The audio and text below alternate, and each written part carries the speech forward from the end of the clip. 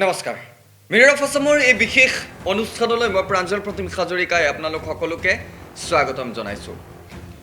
ৰাজ্যত শেহতীয়াভাৱে social media আপোনাৰ আৰু মোৰ ব্যৱহাৰৰ বাবে এনে এক পৰ্যায়লৈ গুচি গৈছে য'ত নেকি এতিয়া অসম আৰক্ষীয়ে ছ'চিয়েল মিডিয়াৰ বাবে এতিয়া বিশেষ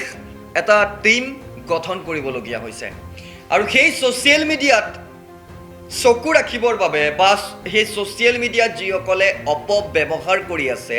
তেওঁলোকক নাকি লগাবৰ বাবে শেহতীয়াভাৱে অসম আৰক্ষীয়ে ২৭গৰাকী SI ৪গৰাকী ইন্সপেক্টৰক বিশেষ প্ৰশিক্ষণ দি CID হেডকোৱাৰ্টাৰ গুৱাহাটীৰ শিলচৰ আৰু যোৰহাটত তেওঁলোকক দায়িত্ব দিয়া হৈছে আৰু তেওঁলোকে বিশেষ IT প্ৰশিক্ষণ প্ৰাপক তেওঁলোকে ছ'চিয়েল মিডিয়াৰ অসমৰ বিশেষকৈ ছ'চিয়েল মিডিয়াৰ ওপৰত দৃষ্টি নিবদ্ধ তেওঁলোকে ৰাখিব। ছ'চিয়েল মিডিয়াৰ প্ৰসংগ অহাৰ লগে লগে মই যদি প্ৰথমেই আপোনালোকক উদাহৰণ দিওঁ ফেচবুকৰ প্ৰসংগত তেন্তে আপোনালোকক সামান্য উদাহৰণ দি লৈছোঁ অসমৰ ক্ষেত্ৰতে, কিয়নো অসমতো বৰ্তমান পৰ্যন্ত এনে বহু ফেক একাউণ্ট আছে য'ত নেকি সেই ফেক একাউণ্টৰ গৰাকীয়ে বা সেই ফেক একাউণ্ট চলাই থকা লোকসকলে বিভিন্ন আপত্তিজনক কমেণ্ট বা বিভিন্ন ধৰণৰ ফটো তেওঁলোকে আপলোড কৰা দেখিবলৈ পোৱা যায়। বিশেষকৈ নিৰ্বাচন সমাগত আৰু এনে নিৰ্বাচনৰ সন্মুখত ক'ৰবাত নহয় ক'ৰবাত যি বৰ্তমানৰ এক পৰিস্থিতি হৈছে অসমৰ শান্তি সম্প্ৰীতিৰ মাজত যেনেধৰণৰ জাতীয় সংগঠনৰ ভাগ জাতীয় সংগঠন খোলাৰ তেওঁলোকৰ এক অঘোষিত প্ৰতিযোগিতা চলিছে, তাৰ সমান্তৰালভাৱে ছ'চিয়েল মিডিয়াৰ সহায় লৈ সেই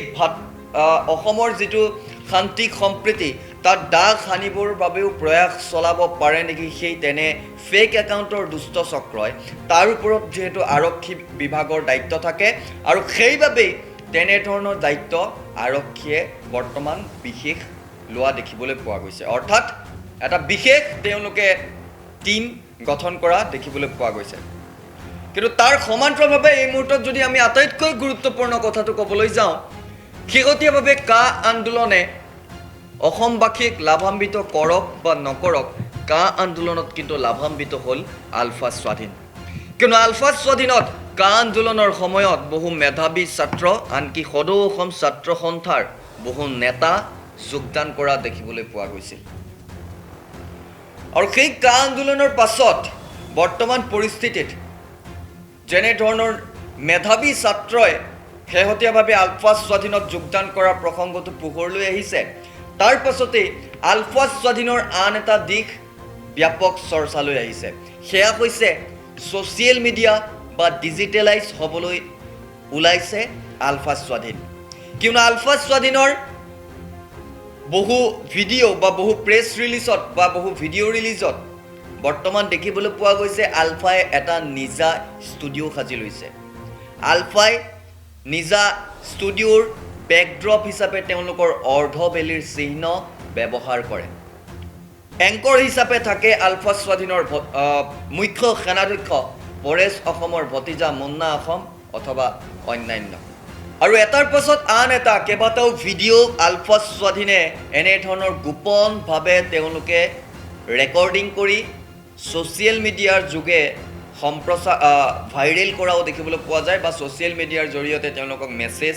ৰাইজৰ মাজলৈ দিয়া দেখিবলৈ পোৱা যায় আৰু সেইসমূহৰ বিষয়তো বিশেষকৈ আৰক্ষীৰ দৃষ্টিগোচৰ দিয়া দেখিবলৈ পোৱা গৈছে আৰু তাৰে উদাহৰণ হিচাপে বা তাৰে অংশ হিচাপে সম্ভৱতঃ এনেধৰণৰ আৰক্ষীয়ে যিটো চাইবাৰ ডোম সেই চাইবাৰ ডোমৰ ক্ষেত্ৰত বিশেষ গুৰুত্ব দিয়া পৰিলক্ষিত হৈছে। মই লেফটেনেণ্ট ৰূপক অসম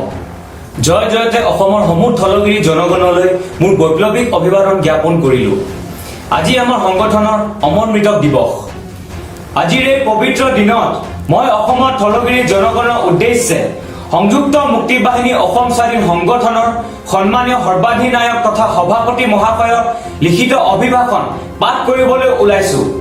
সংযুক্ত মুক্তি বাহিনী অসম স্বাধীন সংগঠনৰ প্ৰতিজনলৈ আৰু থলগিৰি ৰাইজ অমৰ মৃতক সকললৈ সাংগঠনিক গভীৰ সন্মান জনাই আমাৰ বক্তব্য। সূৰ্য উদয় যদি লক্ষ্য আমাৰ সূৰ্যাস্তৰ পিনে ধাৱমান কিয় শীতল বৃষ্টি যদি কাম্য আমাৰ অনাবৃষ্টি খেলি ফুৰিছোঁ কিয় অনাবৃষ্টি খেলি ফুৰিছোঁ কিয় শ্ৰদ্ধাৰ অসমবাসী ৰাইজ জয় জয়তে সুধাকন্ত ডক্টৰ ভূপেন হাজৰিকাদেৱৰ এই গীতটিৰ কলিটোৱে সদৌতিলৈকে আমাৰ বৈপ্লৱিক অভিনন্দন জ্ঞাপন কৰিলোঁ লগতে পৰাধীন অসমৰ শোষিত আৰু নিষ্পেষিত জনগণৰ মুক্তিৰ হকে ঔপনিৱেশিক ভাৰতৰ শাসকৰূপী শোষক পক্ষৰ বিৰুদ্ধে চলি থকা সংগ্ৰামখন অসমৰ হেৰুৱা স্বাধীনতা উদ্ধাৰৰ হকে প্ৰত্যক্ষ আৰু পৰোক্ষভাৱে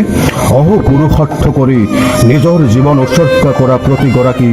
বীৰ বীৰাংগনা আৰু তেওঁলোকৰ পৰিয়ালবৰ্গলৈ আমি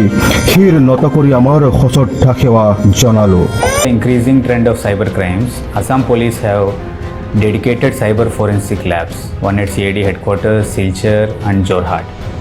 Also to help and assist Assam Police in cyber crime investigation, a dedicated team of 27 sub-inspectors and 4 inspector programmers are there all over Assam.